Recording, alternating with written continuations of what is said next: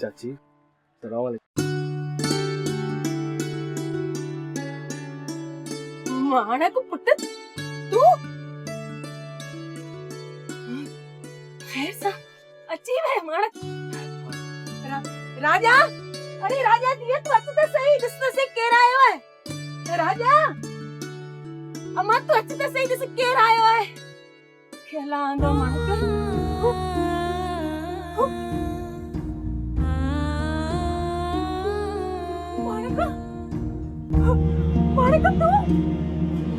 माणक तू अची वई हाँ राजा ताऊ अच्छी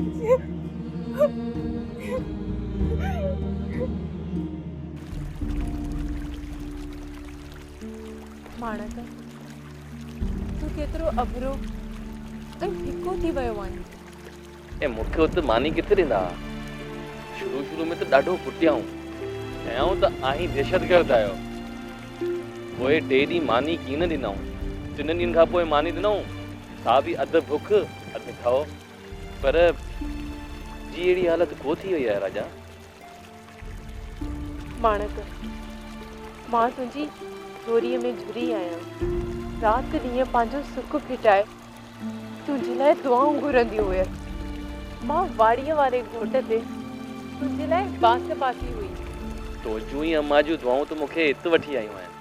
न त मूंखे हिते वरण जो को बि आसरो कीन हो। पर असां तुंहिंजो आसरो कीन लाथो हो। हर हर रब खां दुआऊं पे घुरंदी हुयसि। ऐं तुंहिंजूं वाटूं निहारण लाइ मां रोज़ तड़ ते ईंदी हुयसि। राजा सची ॿुधायां तूं बि मूंखे ॾाढी यादि ईंदी हुई। राति जो सभु केॾी आराम कंदा हुया ऐं आऊं टीखनि खे जले ॼण त तोखे सॾु पियो कंदो हुउसि। पुलिस वारो मूंसां विढ़ंदो हुयो। चवंदो हुयो त अधु राति जो हिते टंगियो बीठो आहीं ॿाहिरि कुॼा थो ॾिसे।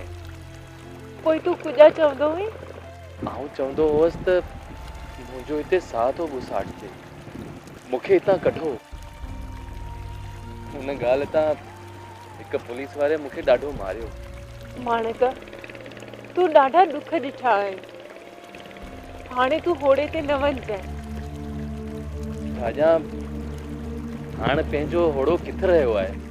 हाणे हिते ई कंहिंजे न कंहिंजे ठीए ते मज़दूरी कंदसि ऐं सभिनी जो पेट पारींदसि। माणक आऊं चवां थी त तूं पंहिंजो हाणे हिते ठीयो खोल ऐं उन ते वापार कर।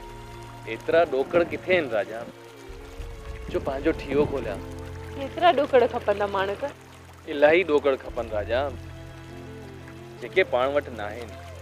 हाणे आऊं हिते ई कंहिं न कंहिं ठीए ते मज़दूरी पियो कंदुसि। ठीकु आहे।